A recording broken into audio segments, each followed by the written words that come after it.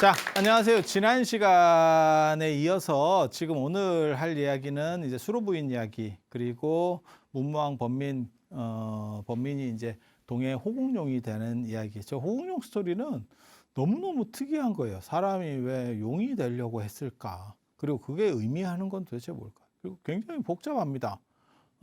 상징성이 여러 가지가 내포되어 있기 때문에 도대체 좀 뭔가 전 세계적으로 진짜 유례가 없는 특이한 이야기의 구조를 하고 있죠, 지금 이게.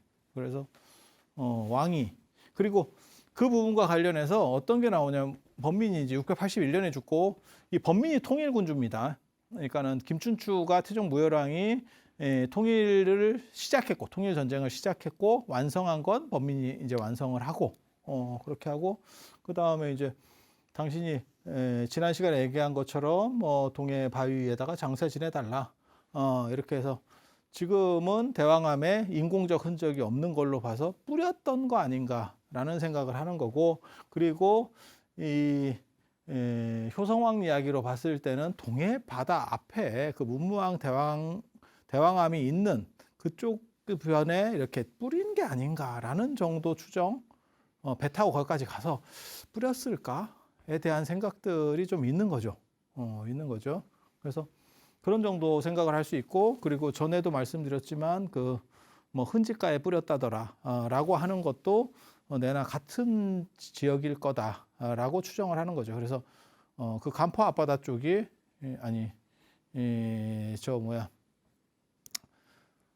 감은사지 앞바다, 간포 앞바다 맞네요. 그쪽이 이제 많은 사람들의 유골을 뿌렸던, 어떻게 보면 공동 상골처가 아니었을까, 뭐 이런 생각들을 좀 해봅니다. 그래서 그런지 그 동네에 무당들이 구타로 오는 경우들이 많아. 그래서 가보면 뜬금없이 막 이렇게 하고, 나 제일 재밌는 거는 거북이 배에다가 이렇게 글씨 써가지고 풀어주는 거. 거북이가 되게 방생을 하는데 자기 이름 쓴다니까. 이렇게 해서 그래서 사람들이 누가 저한테 그러더라고. 아, 저게 뭐 하는 짓이냐 이러길래, 그래도 거북이 입장에서는 저렇게 배 이름이라도 쓰고 살기를 바랄 걸. 내가 이랬는데 그래도 고맙지. 야, 죽게 생겼는데 배에다 이름 한번 쓰고 살려줄게. 감사합니다. 이러면서 가는 거지. 그래서 굉장히 특이한 거고, 그걸 화장했을 걸로 추정하는 데가 능지삽이었다더라 이러는데, 요와 관련해서 문무왕이 살아있을 때 지의법사라는 스님에게 뭐라고 얘기하는 거냐면, 나는 죽어서 호국용이 되겠다라고, 동해를 지키는, 외구로부터 동해를 지키는 호국용이 되겠다라고 발언을 하니까, 이게 지의법사의 문제 있는 발언입니다. 왜 대왕께서는 죽어서 하필 축생이 되려고 합니까? 축생보를 받으려고 합니까? 이게 진짜 재밌는 구절인데, 두 가지의 용의 이야기 때문에 그래요. 용이라는 게 있는데, 중국용이 있고 인도용이 있는 거예요. 인도용은 여의주가 있고 중국용은 여의주가 없습니다. 나중에는 섞여서 이게 막 하다 보니까 복잡해진 거고, 실제로는 중국용은 용의 종자가 따로 있는 게 아니에요. 그냥 동물 중에서 극기를 통해서, 그러니까 자기를 이기고 수련을 해서, 마치 일반 사람이 수양을 해서 자기를 초극해서 성인이 되듯이 마치 우리가 수행을 해서 부처님이 되고, 그 다음에 유교에서 뭐 이렇게 수양을 오래 한 사람이 공자같이 이렇게 되고, 이런 식 구조라고 보시면 돼요. 그러니까 따로 종자가 따로 있는 게 아니고, 태생적으로 이 사람은 성인 이런 게 아니고, 요거는 자기의 노력해서 극복되는 구조가 용입니다. 그리고 중국 용 토템은 주역이라든지 뭐 풍종용, 운종호, 호랑이가 움직이면 바람이 따르고, 그 다음에 용이 움직이면 구름이 따르고, 그래서 운용도, 용과 구름의 이러한 그림들이 나오는 거는 주역에서부터 확인되는 거니까 굉장히 오래전. 그리고 가장 오래된 용의 유물은 8,000년 전. 지금으로부터 8,000년 전에 요하에서 발견된 게 지금까지 제일 오래된 거고, 저 같은 경우는 이제 물고기 토템을 주장하는 사람이고, 대부분 초기에 이런 사람들이, 우리 인류가 바닷가는 아니고 내륙에 큰 물 있는 데 살거든요. 그래서 제가 전에도 잠깐 그런 얘기 해드렸어요. 우리 도자기 이렇게 보면 빗살무늬 토기 이런 거 보면 여기 뾰족하게 생긴 이유가 흙바닥에 박아놓고 썼다고. 그리고 그거는 박힐 정도로 흙이 단단하지 않은 거야. 왜냐하면 그게 한강변 같은 그런 데서 살았기 때문에. 그래야 이제 물고기도 잡고. 그래서 처음에는 물고기 잡는 게 저거 잡는 것보다는 쉬웠는가 봐. 그냥 짐승 잡는 것보다는 쉬웠는가 봐. 그래서 황하유역이나 이런 쪽에서 보면 뭐가 있냐면 날개 달린 물고기, 토기에 날개 달린 물고기 같은 게 나와요. 날치 아니고요. 물고기인데 날개가 달려 있어. 날개가 달려 있어. 뭔가 신성한 물고기야. 그러니까 물고기 토템이거든요. 그 물고기 토템이 변형돼서 한 게 용이 아니겠는가라는 정도의 추론을 하는데, 그러니까 용봉비무라고 그래서 새 토템과 북방에는 새 토템이 있고 그 새 토템의 짱이 용이야. 아니 봉황이야. 봉황. 그리고 물고기 토템이 있는데 이 물고기 토템이 황하나 요하나 이런 데서 나오는 거고 그것의 짱이 아마 용일 거다라고 생각을 하는 거예요. 그런데 단순히 저게 용이 저렇게 시작은 저랬던 것 같은데 여러 가지가 막 섞여요. 그래서 뭐 사슴 뿔이고 코는 돼지고 뭐 이런 식으로 해서 막 섞여 들어가. 그렇게 해서 용토템이라고 하는 거는 동아시아에서는 전통적으로 오래 있었던 거고, 그리고 용이 꼭 물고기 중에서는 수염 달린 물고기가 용이 된다라는 생각을 하는 거고, 수염이 있으면 조금 더 높다. 수염 없는 놈은 세 종류가 있다더라. 조선시대 때 여자, 거세 이 세 종류가 있다더라. 그래서 수염 달린 사람을 좀 더 높게 봤기 때문에 수염 달린 물고기는 용이 된다더라. 그래서 잉어나 이런 게 되는 거고, 수염 달린 것 중에서 가장 단가가 낮은 보편성을 가지는 물고기 미꾸라지. 그래서 미꾸라지 용된다. 그 다음에 개천에서 용난다라고 하는 것도 그게 사실은 미꾸라지를 나타내는 거예요. 그래서 오늘날까지도 방생의 주체로서 미꾸라지를 쓴다더라. 라는 거. 그게 다 연결되어 있는 겁니다. 그래서 수염이라고 하는 부분. 그리고 잉어가 용된다는 말은 어변성룡이라고 물고기가 변해서 용이 된다. 그래서 중국 사람들은 정초에 시험 보고 이런 애들한테는 잉어 그림을 선물한다더라. 그리고 그러한 흐름들이, 그러니까 네가 용대라는 거지. 등용문 고사도 그런 거고. 그래서 잉어가 용문을 거슬러 올라가면, 물살을 거슬러 올라가면, 그런 거 있잖아. 흐르는 강물을 거슬러 올라가는 연어처럼 뭐 이러면서 이렇게 다 그거 거슬러 올라가잖아. 이렇게 딱 그렇게 해서 올라가면 용이 되는 거고, 그게 등용문이고, 그 다음에 떨어지면 맞박에 기스가 생긴다더라. 그걸 액상이라고 합니다. 액상. 맞박에 상처 났다. 이맛박 액자거든요. 이맛박에 상처 났다. 그래서 그 황하의 그 용문 쪽에 가면 맞박에 기스 난 놈들이 있다는 거예요. 그냥 뭐 생각하시면 되냐면, 진짜 올라가다가 맞박이 깨졌어요가 아니고 우리 영광굴비 생각하시면 됩니다.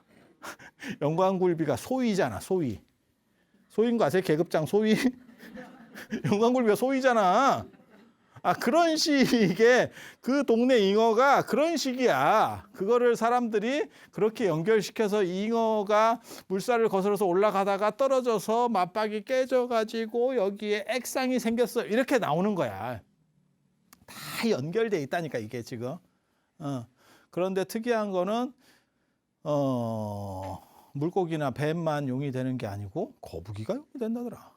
그러니까 근데 가만히 생각해 보면 다 물과 관련된 애들이에요. 그리고 거북이가 물고기 계열 중에서, 자 봐봐, 거북이하고 잉어하고 어떻게 통하는 줄 알아요? 이런 얘기하면 나중에 이거 수로 부인 얘기 못 하는데, 잉어하고 물고기가 어떻게 통하냐면, 잉어하고 거북이가 어떻게 통하냐면, 잉어는 갑옷을 입고 있다. 미늘 갑옷. 이게 이제 이렇게 이순신 장군 갑옷 같은 거 입고 있잖아요. 그래서 그런 얘기 있잖아요. 제사상에 비늘 없는 고기는 쓰지 않는다더라. 이런 썰이 있어요. 동네마다 좀씩은 다른데 비늘 없는 고기는 떨어진다고 보는 거야. 비늘을 가지고 있다라고 하는 거는 지위가 높은이라는 뜻이에요. 그런데 거북이는 이런 미늘 갑옷이 아니고 통판 갑옷을 입고 있지. 이거 판금 갑옷이라고 합니다. 판금 갑옷. 그러니까 중세 기사 생각하시면 이렇게 진짜 철판을 깔고 있지. 그래서 짱이다라는 생각이 있는 거예요. 그렇게 그래서 물에 사는 애들 중에서 하나는 갑옷을 입고 있는 거고 하나는 통갑옷을 입고 있는 거고 이렇게 그렇게 생각해서 얘네들이 용이 된다. 뭐 이런 썰들이 있는 거예요. 썰들이. 썰들이. 그래서 어떻게 보면 물을 대표하는 물을 대표하는 그래서 이게 수신의 성격을 가지게 돼요. 물의 신의 성격들. 물의 신. 그래서 나중에는 이제 별주부전 같은 데 보면 용왕이 되잖아. 용왕이 되잖아. 그러니까 거북이가 용왕인 경우도 있고 용왕의 사자인 경우도 있고 용왕의 아들로 나오는 경우도 있고 이야기에 따라서 약간 버전식은 다르지만 거북이가 직급이 높아요. 그거는 사실인 것 같아. 그래서 거북이한테 잘 보여요. 거북이한테 잘 보여. 그래서 중국용의 특징은 이런 정도라더라. 그래서 물과 관련되고 여의주는 없고 물과 관련되고 그 다음에 승천의 용입니다. 승천의 용.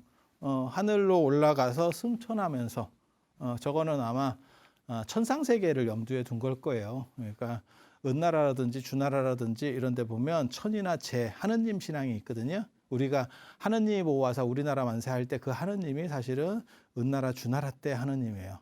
하나라 때 하느님이기도 한데 그 하나라는 역사적으로 검증하기가 너무 어렵기 때문에 은나라나 주나라의 하느님이거든요. 그래서 거기로 올라갈 수 있는 그러니까 승천의 용. 그러니까 헤라클레스가 자신의 부족함을 인간과 신의 사이에서 나타나는 이종교배거든요. 헤라클레스가 데미갓이라고 하는 약간 이종교배. 그러니까 신과 인간의 사이에서 난.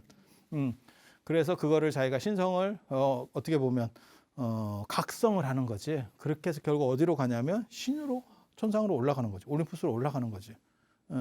그렇게 올라가 봤더니 헤라클레스 별자리가 됐다더라. 이게 뭔 아무튼 그렇게 올라가는 거야. 그거는 내가 완전해졌다라는 걸 상징하는 거고 그 위에 누군가 짱짱한 사람들이 있다는 거지. 그게 올림푸스 12신.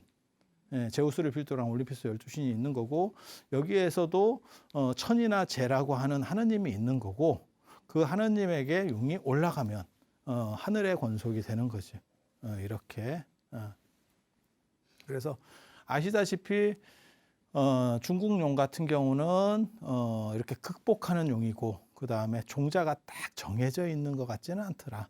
그래서 동물이 자기를 극기해서 각성하면 용이 되는 거예요. 용이 되는 거예요. 그리고 여의주는 중국 용에게는 없다더라. 인도 용은 킹코브라고 정체가 킹코브라고 그리고 분노하죠. 그 다음에 이거는 동물이죠. 그래서 일반 이 중국용은 동물인데도 불구하고 레벨이 높죠. 그래서 중국용들은 어디에 차용이 되냐면 임금과 관련돼서 차용이 되죠. 용포, 임금이 익으면 곤용포, 용포가 되는 거고 임금의 얼굴은 용안이 되는 거고 그러면 임금의 똥은 용변? 용변? 용변? 매화. 용변은 그냥 용변. 이거 내가 먹힐 줄 알았다니까. 용한 용변. 재밌잖아.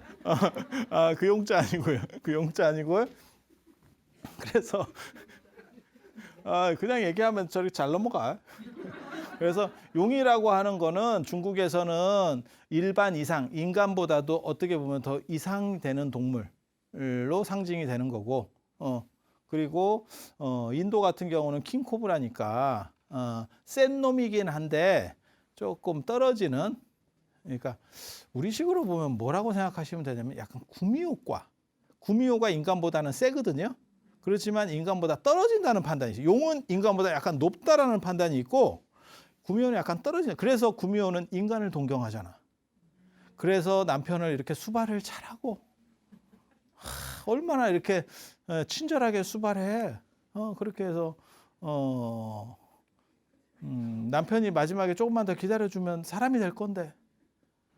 근데 한 번만 더 생각하면 나는 그 어렸을 때부터 그 구미호 전설의 고향을 보면서 늘상 생각한 게 있거든. 구미호가 더 편할 것 같은데.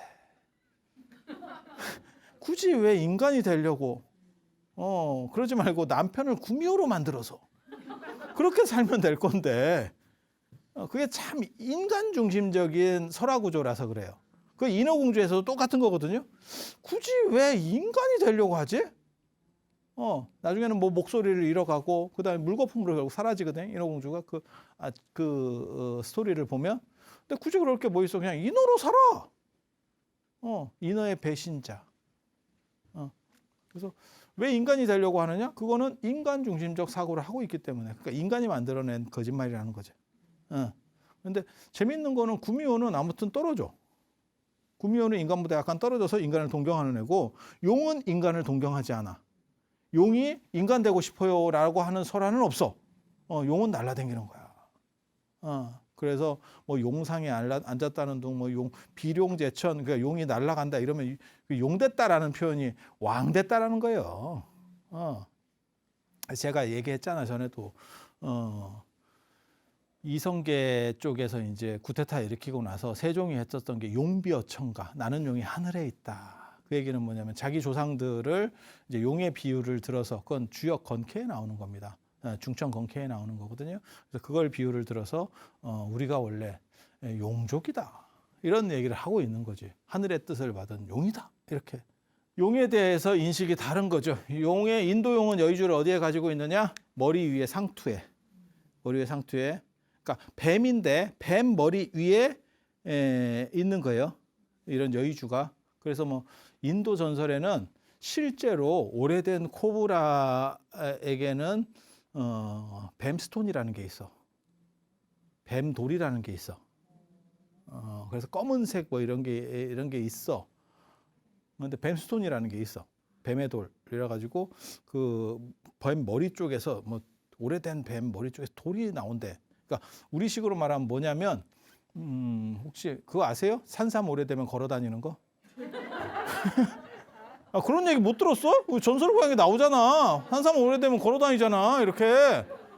하고 그게 전설의 고향 547편에 나오는 내 다리 내 나라 가잖아. 그걸 내 다리 내 나라, 그래 시체인 줄 알고 잘랐더니 내 다리 내 나라 이러면서 나 지금도 기억나는데 그 시체가 이렇게 깽깽이 발로 이렇게 뛰어가면서 쫓아오고 이렇게 해서 알고 보니까 그걸 삶아 먹었더니 산삼이었다더라. 그래서 병이 나았어요. 뭐 이런 그런 얘기 들어보셨죠? 산삼도 오래되면 사람이 된다더라. 처음 들어봤어요? 하수오도 돼요. 하수오도. 하수오도 오래되면 하수오 먹으면 머리 검어지는데. 네. 진짜. 그래서 어찌 머리가 어찌 검어지는가. 그래서 하수오야. 이름 자체가 하수오야. 그렇게 해서 하수오도 오래되면 그거 된다는 얘기가 있어요. 그래서 여러분 주변에 있는 사람들이 다 사람이라고 생각하지 마. 아닐 수도 있어. 여우일 수도 있고 산삼일 수도 있고. 그래서 한 번씩 손가락도 한 번씩 빨아보고 그래. 산삼이면. 되게 재밌어. 식물하고 동물하고 같이 사람 모습으로 같이 살아요. 야, 이거 진짜 재밌는 세상 아니야? 근데 그게 조선 후기에 있었다니까. 그게 전설의 고향에 나오는 세계잖아. 그래서 얘도 사람 모양으로 바뀝니다. 얘는 사람 모양으로 안 바뀌어요. 얘 사람 모양으로 바꿉니다. 킹코브라고 그다음 뱀이라는 게 어차피 이렇게 슉슉거리면서 이렇게 분노하는 모양이기 때문에 분노. 그리고 동물이라는 생각이 있는 거고. 그리고 얘도 물의 신입니다. 그리고 얘는 용궁에 살아요. 용궁에 살아. 그러니까 용궁과 여의주의 전설은 다 인도용 겁니다. 인도용 거. 인도용 거. 그래서 킹코브라를 용으로 번역하는 바람에 나타나는 어떤 오류인데 이게 너무 오랫동안 섞여 있었다 보니까 동아시아에서 한 2000년 동안 섞이다 보니까 경계가 무너졌어요. 그래서 제가 전에도 그런 말씀 드렸잖아요. 승천하는 용은 어디로 가느냐? 결국 번지 점프에서 용궁으로 가더라. 이게 뭐 하는 짓이냐? 그러면 그냥 슬쩍 내려가면 되지. 뭐하러 높은 데서 이렇게 뛰느냐? 재밌냐? 올라갔다가 결국 내려오냐? 이게 뭐 하는 짓이냐? 라고 하는 거죠. 그래서 서유기에서 나오는 용은 용왕 이런 거 나오잖아요. 서유기가 아니고 수군가 별주부전에서 용 나오잖아요. 그 인도용입니다. 그래서 물에 살고 그 다음에 여의주 뭐 이런 게 나오고 그 다음에 서유기에서도 여의봉이 나오잖아. 그 여의가 나오면 다 그 인도 쪽 거예요. 인도 쪽 거. 그리고 그냥 중국 용은 원래 여의주 없이 그냥 승천하는 용이에요. 이렇게 올라가는. 그래서 하늘에 가서 하늘 세계에서 잘 먹고 잘 살더라. 이렇게. 예. 그리고 이 여의주 전설이 중국 용에게도 결국은 붙게 되고 그래서 여의주가 있어야 승천한다더라. 나중에는 그렇게 붙고 이게 어디에도 붙냐면 구묘화한테도 붙지. 그래서 여우 구슬 들어보셨어? 여우에게도 구슬이 있어. 그래서 사랑하는 사람이 죽으려고 하면 그 여우 구슬을 깨트리면서 그 에너지를 가지고 넣어줘서 살려주는 거야. 여러분 그런 거 당해봤어요? 근데 구미호는 남자 구미호는 없다. 특징적인 게 다 여자만 있어. 그래서 여자가 독한가 오래 사는 건 여자인가 싶기도 하고.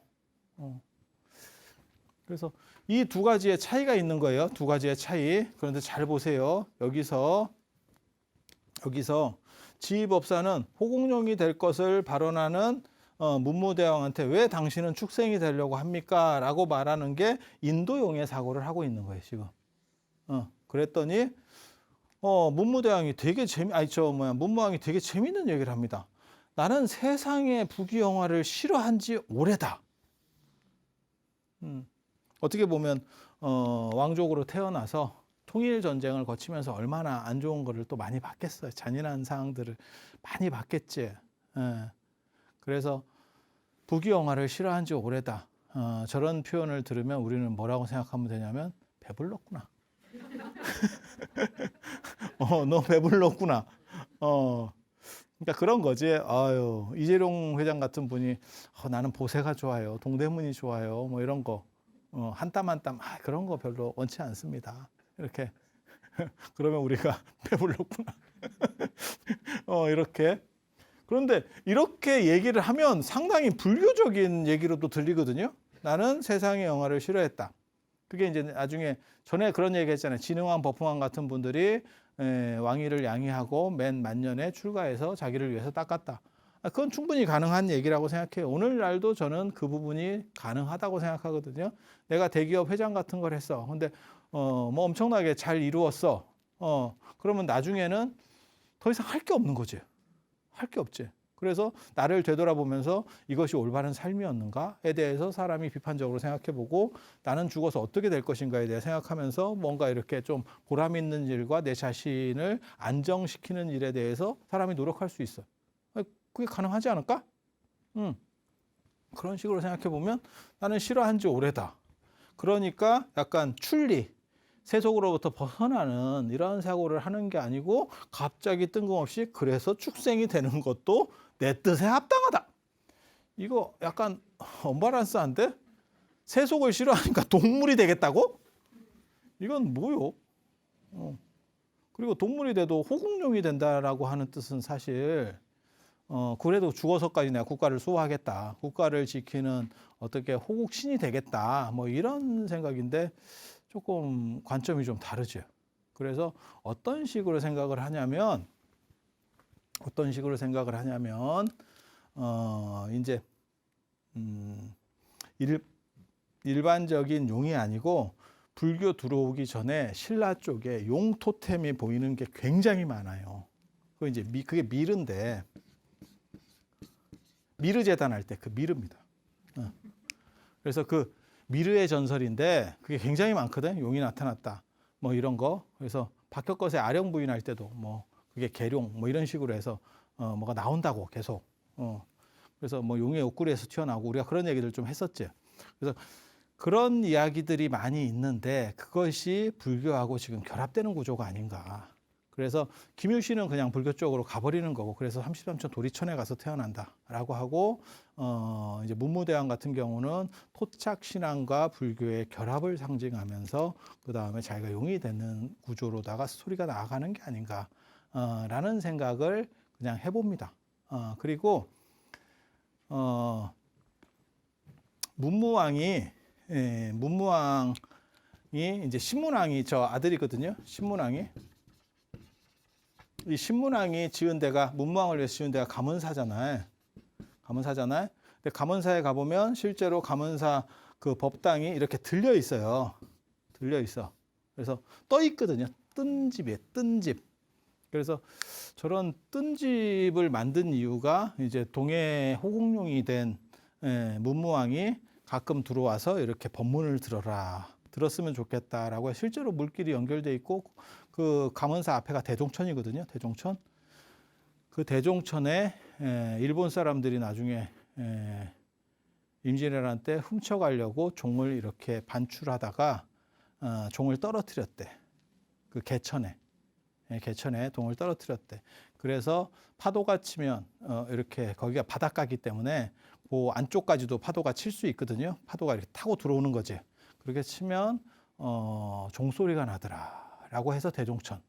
그 종을 황룡사종이다라고 썰을 푸는 사람들이 있는데 그렇진 않고 감은사종일 걸로 추정을 합니다. 그리고 그것과 관련해서 예전에 KBS 다큐나 이런 쪽에서 한번 탐사를 했는데 종은 못 찾았었어요. 제가 제 기억에는 그게 80년대 말인가 90년대 초인가 뭐 이랬었거든요. 못 찾았었어. 근데 그런 전설들이 있어.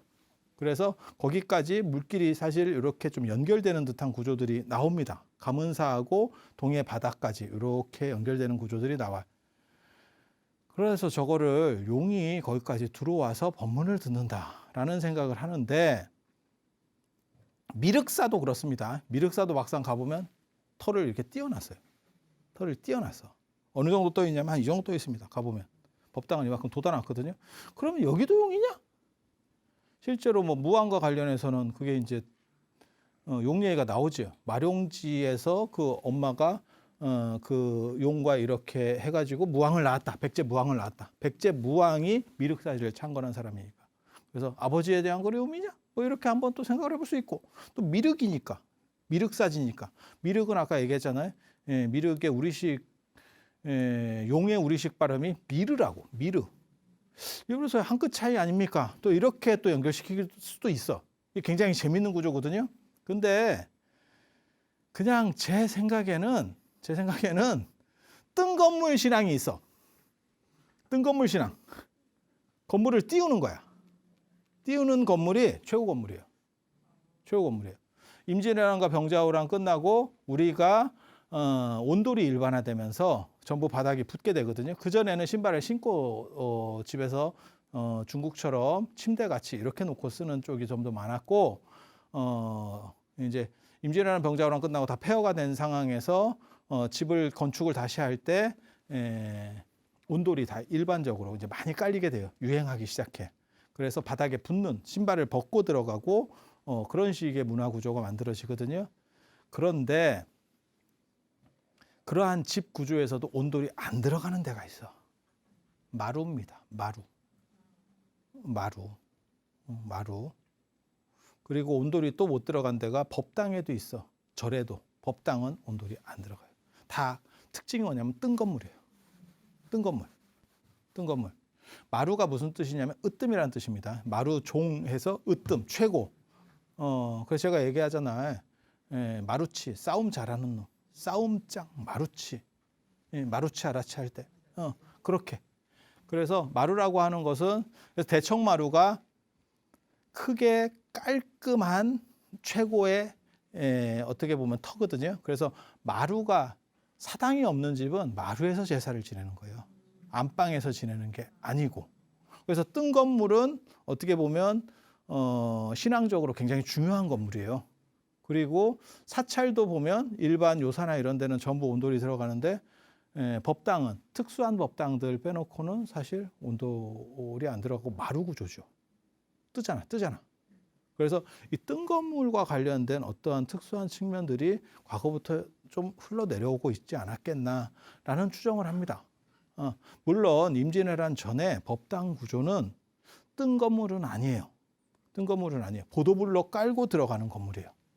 거기는 차 있는 건물이고 보도블록이 깔려 있었어. 그걸 전돌이라고 합니다. 중국에 가보면 법당 구조가 다 그렇게 돼 있어요. 그래서 신발을 신고 들어가고 절하는 방식이 어정쩡해집니다. 어정쩡해져. 그런데 우리 전통에는 분명히 뜬 건물 전통이 있었을 거고 그 뜬 건물 전통과 관련해서 임진왜란 병자호란이 끝나고 나서 재건될 때 뜬 건물이 반란을 일으키는 거야. 그래서 바닥을 채우는 게 아니고 뜬 건물을 만들어서 신성화시키는, 그 뜬 건물이 무슨 뜻이라고 저는 해석을 하냐면 그게 이제 이 가문사 유적에서 제일 잘 나오는 거죠. 이 뜬 건물들이. 그래서 뜬 건물은 뭘 의미하냐면 바닥이 이렇게 떠 있거든요. 건물이. 밑에 공간이 있거든요. 마루 공간도 똑같이 생각하시면 돼요. 신이 왕복한다라는 거예요. 신령한 존재가 왕복한다. 그래서 제가 그런 얘기 하는데 위패도 요즘 위패는 이렇게 안 돼 있는데 옛날 위패는 잘 만들어진 위패는 위아래 구멍이 있어서 이렇게 왔다 갔다 하게 돼 있다니까. 신이 왔다 갔다 한다. 그리고 탑 생각하시면 석탑 같은 데는 앞에 문 모양이 있어가지고 탑이 이렇게 있으면 문 모양이 이렇게 이걸 문비라고 하거든요. 그래서 영혼이 왔다 갔다 한다라는 개념이 있고 가사도 스님들의 전통 가사, 지금 조계종 가사 말고 조계종 가사는 지금 조계종 가사는 미싱으로 재봉을 해가지고 그게 없어졌어요. 그런데 전통 가사는 구멍이 뚫려 있어. 그게 부처님이 글로 내려오는 구멍이에요. 출입하는 구멍. 그걸 통문불이라고 합니다. 통문불. 그래서 가사가 마치 이거 굉장히 재밌는 거예요. 이거 다 내가 발견했다고 이런 거를. 그래서 요게 여기다가 콩 같은 걸 하나 넣으면 이게 쭉 돌아가지고 이렇게 나와. 가사가. 수가사나 이런 거 보면 손으로 이렇게 재봉한 가사나 이런 거 보면 다 저렇게 되어 있어요. 그래서 부처님이 거기에 이렇게 내려오는 거예요. 열반한 부처님이 어떻게 내려옵니까? 어떻게 우리 자리로 올 수 있습니까? 그런데 실제로는 그 의식을 오늘날 사시 예불 때도 하죠. 사시불공 때도. 불타부중 광림법회 빛으로 임해서 오시는 거예요. 달마부중 광림법회, 승가부중 광림법회. 그러니까 이게 부처님을 실체화시키는 것이 맞느냐 그 얘기를 하는 게 아니고 옛날 사람들은 영험한 무언가를 발휘하기 위해서는 누군가 와야 된다라고 생각한 거예요. 그래서 내한테 그게 임재해야 된다. 법당에도 오셔야 된다라는 생각이 있으면 그게 뜬 건물로 나타나는 거예요. 출입하기 좋게 위아래로 왔다 갔다 하기 좋게. 그리고 종에도 통일신라 종이 10점 정도 파손내원까지 다 합쳐서 한 10점이 남아있는데 일본에 몇 점이 가 있고 그렇게 해서 남아있는데 거기도 보면 구멍이 다 뚫려 있습니다. 그래서 통일신라 종이 있고 그 다음에 여기 이제 포레라고 하는 용 비슷한 놈이 한 놈 있고 그 다음에 이렇게 짝대기 음관이라고 하는데 여기 구멍이 이렇게 뚫려 있죠. 그래서 이 구멍과 관련된 연결과 관련된 소통과 관련된 무언가가 있어. 그리고 여기서 주목해야 될 글자가 바로 이 무자죠. 무당할 때 이 무자. 하늘과 땅을 연결하는 글자입니다. 이게 왔다 갔다 한다는 거예요. 그래서 하늘과 땅이 연결되면 따봉 이러면서 주변 사람들이 막 춤을 추는 거죠. 지금 춤을 추는 거예요. 그래서 하늘에 올라갔다 내려온다 이런 생각들이 계속 있는 거예요. 그게 전통적인 우리 생각이었고 불교가 들어온 뒤에도 그 영향을 받은 거예요. 그래서 탑 같은 데서도 그게 부처님은 출입을 한다. 가사에서도 출입을 한다. 종은 부처님의 가르침을 상징하는 거, 가르침이 울려 퍼지는 걸 상징하는 거예요. 그래서 거기에서도 부처님이 내려온다. 그다음 우리의 종교 의식 때도 지금까지도 불타부중 광림법회에서 지금 내려오는 거예요. 지금 내려오는 구조로 되어 있고 그 다음에 뜬 건물 형태도 그게 왔다 갔다 한다라고 하는 그 공간을 얘기하는 거예요. 이런 거 진짜 여러분들이 죽었다 깨나도 어디 딴 데 가서 못 들어. 나한테만 듣는 거야. 왜? 내가 이거를 다 밝혀낸 사람이거든. 여러분들은 지금 행복한 거예요. 근데 이 행복한 걸 사람들이 잘 모르더라고. 이런 문화 현상들을 다 연결시켜서 찾아내는 게 쉬운 게 아니요. 그냥 내 자랑하는 거예요. 내 자랑하는 거야. 힘들어. 그래서 이 용에 대한 생각이라든지, 그러니까 용과 연결돼서 꼭 가문사가 떠 있는 게 아닐 수도 있다. 지금 그 얘기를 하는 거예요. 일반적으로는 용이 그 가문사까지 와가지고 여기서, 근데 실제로는 이게 계부구가 있어서 이쪽과 연결해서 이렇게 들어올 것 같기도 한 통로도 있어요. 사실은 가문사에는.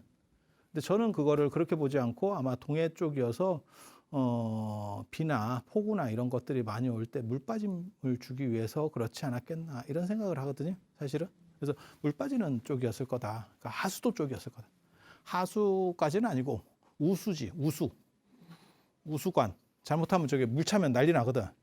예, 그리고 저 위에 있는 건물들은 다 나무 건물이기 때문에 나무 건물은 아무튼 불하고 물하고 진짜 조심해야 돼요. 불은 한 방이고 물은 난리 납니다. 건축에 있어서, 목재 건축에 있어서 물을 피하는 게 동아시아 목재 건축의 발달에 있어서 엄청나게 중요해. 네가 그걸 어떻게 하느냐? 건축 전공자잖아. 내가 고건축 전공자잖아. 이유는 우리는 전부 짜맞춤식으로다가 한옥은 짓는데 밑에가 습기를 먹어가지고 모든 나무는 이게 빨아들입니다. 물을 옆에서는 잘 안 빨고 위아래에서는 빨게 돼 있어. 아니 그렇잖아요. 그냥 상식적으로 생각해봐. 이쪽에 수관들이 있으니까, 이렇게 세로로 있으니까. 그래서 놓으면 물기가 있으면 다 애들이 빨아. 빨 수밖에 없어. 그래서 위쪽은 지붕이니까 습기가 상대적으로 적고 밑에 쪽을 조심해야 돼. 밑에 쪽에서 빨면 그러면 무슨 일이 벌어지냐? 얘가 썩어요. 썩으면 무슨 일이 생기느냐? 건물 전체가 위험하거든. 밑에가 썩으니까. 이렇게 지금 다 짜맞춰 있는데, 그러면 이 기둥을 바꿀 수 있느냐? 못 바꿉니다. 바꾸려면 전체를 해체하고 기둥을 바꾸고 다시 조립을 해야 돼. 벽돌 하나 뺐다가 넣는 것처럼 이게 안 되는 거예요. 그래서 습기를 어떻게 하면 안 들어오게 할까가 굉장히 중요한, 한옥 건축에 있어서 중요한 키워드 중에 하나야. 그래서 물이 고이기라도 하면 절단 나겠다 싶어서 저거를 저렇게 배수를 잘 해놓은 게 아닌가라는 생각을 해봅니다. 왜냐하면 거기는 바닷가 쪽이거든. 바닷가 쪽이어서 충분히 그런 개연성들이 있겠다라는 생각을 한다라고 보시면 되고, 그리고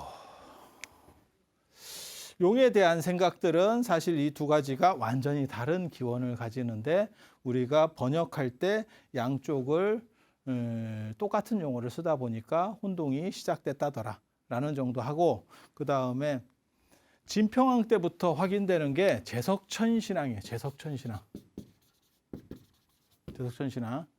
그리고 우리 전통에서 가장 강력한 신앙 체계는 나중에 삼산오학 얘기가 또 나올 건데, 삼산오학과 관련되는 산악숭배예요. 정확하게 말하면 산신입니다. 산신. 그리고 또 한 가지가 뭐냐면 용입니다. 용.